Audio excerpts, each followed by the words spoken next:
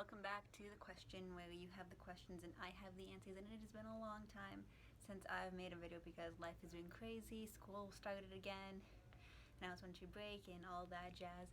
And honestly, I am way more active on either Instagram or TikTok, which actually this is where this videos and the videos after it are coming from, as I did a series on my TikTok, which wasn't very popular actually, basically going in depth about what each of the amendments are in the Constitution and talking about where they come from, why we have them, and how they're applicable today. But saying that TikTok, you can only make at max 1-minute videos at a time. I wasn't able to go as in depth as I wanted to, so I'm going to be recreating that same series on my YouTube channel so that I can go more in depth about what all of them are, because I think especially this year we need to be more aware of what our Constitution says and how our government is run. And the first thing that we need to know in order to do that, in order to change anything, is to know what the laws actually are and what kind of power we actually have. And so to start with that, I went backwards in my TikTok videos. I started with the 27th Amendment and then went to the First Amendment, but I'm going to start with the First Amendment.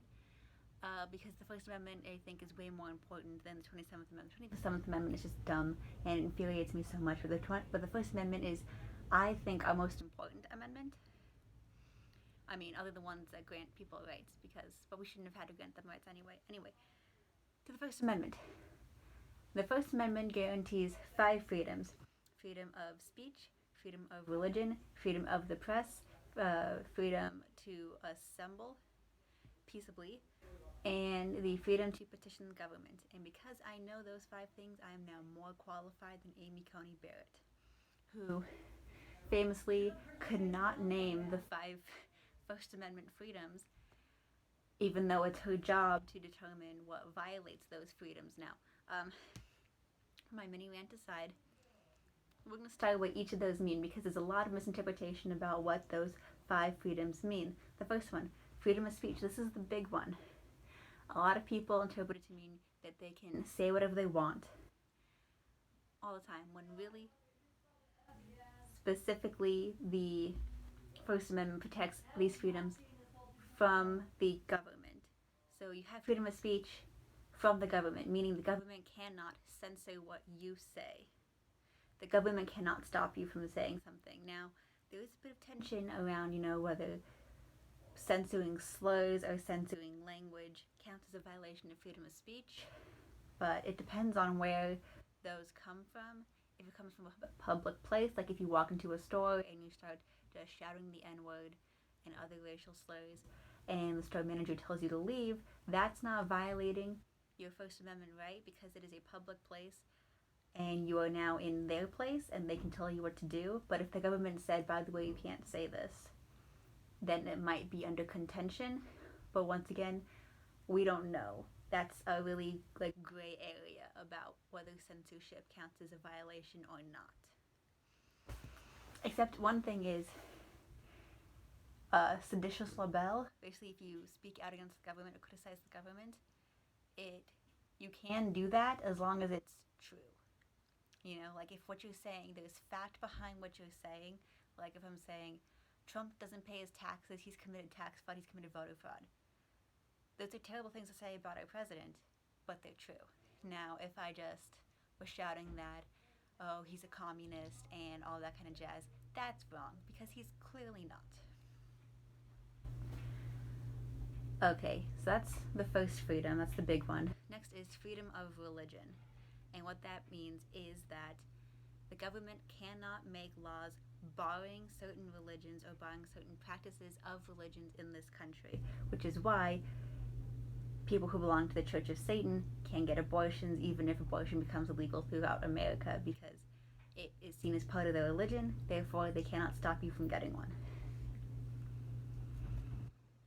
Okay, that's the big thing, is that they can't bar you from practicing a religion, even though, just to point out, we have violated almost all of these amendments at least some point in our history, so yeah, that's a video for a different day.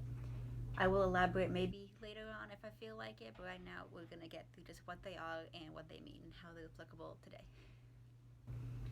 the third one, which is freedom of the press, which once again, the press can say whatever they want as long as it is true. The government cannot censor the press or stop something coming out or bar the press from writing a story unless it is untrue or I guess classified information, but they can't the press can't get in trouble for saying something unless it's specifically like not true and proven to not be true. Which reminds me, there was like a thing, an assignment I had to do, and it was like this news person was trying to get like us like get the scoop, and interview these people who were having a protest on a public university. But the public university, they didn't want to talk to him, so they were like trying to get him off the property, And everyone's like, well, they were violating the First Amendment by not letting him do his job, freedom of the press and all that. It's like, yeah, but they aren't the government. If the government was there stopping them from interviewing the college students, then that would have been a violation of the First Amendment.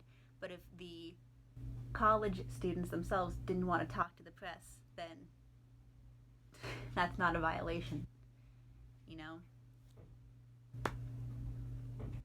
Once again, it's only a violation if the government censors you. If it's a public entity, then it's not a violation. That's not explicitly true. It's way more complicated than that. That's the general rule. Schools is different because it deals with minors, and minors have like their own sort of like exceptions and further, constrictions of rules. But generally speaking, the general rule is that if the government is censoring you, it's probably illegal. If someone else is censoring you, it's probably not.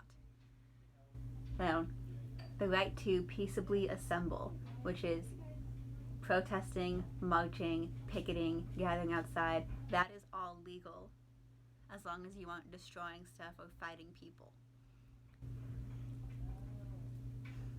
Most of the time you need a warrant or you need permission from the state or local government in order to protest or gather, because you have to block off roads so you aren't disturbing a lot of this stuff.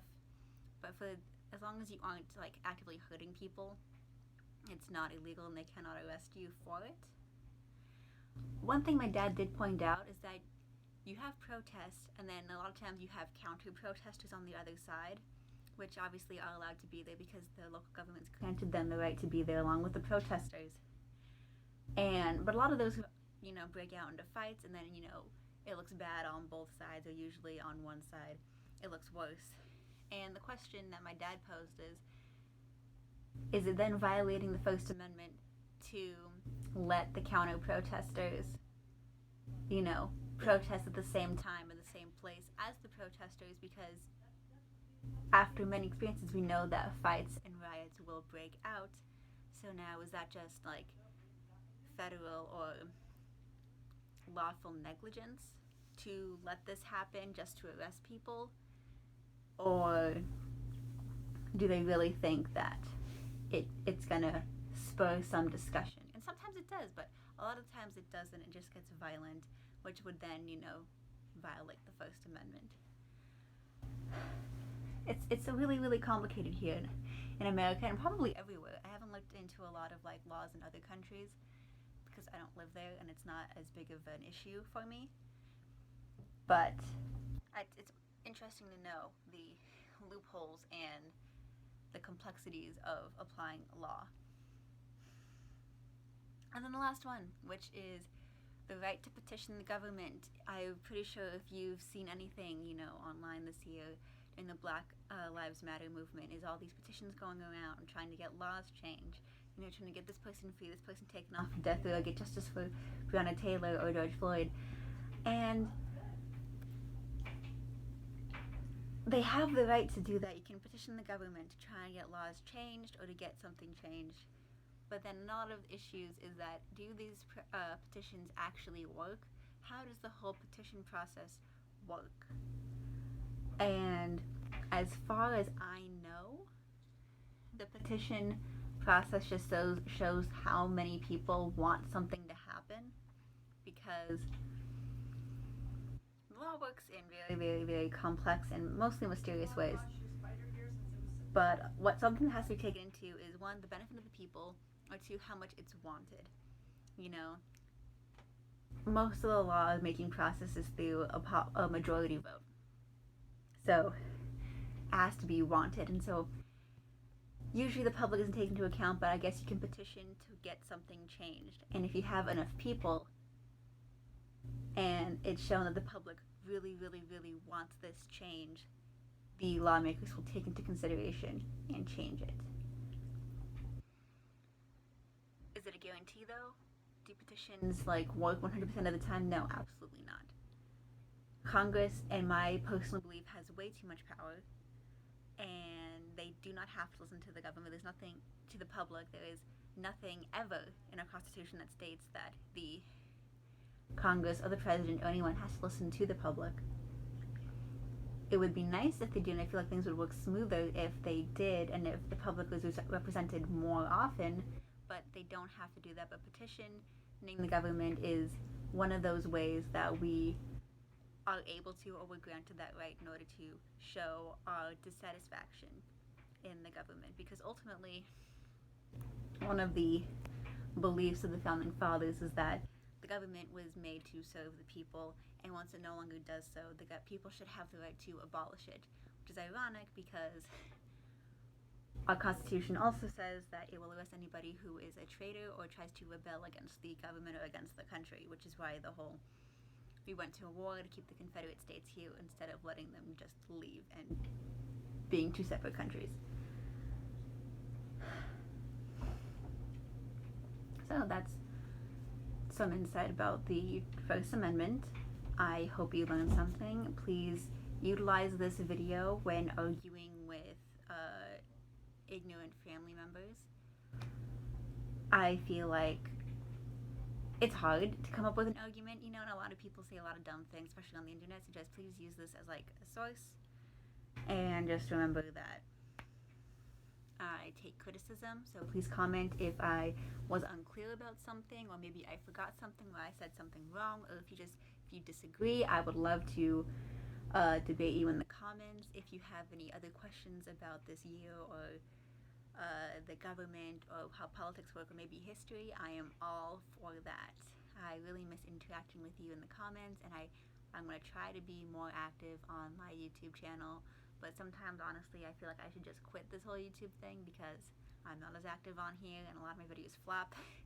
But that's true with everything. I'm not trying to be a popular influencer. I don't think I have the patience for that.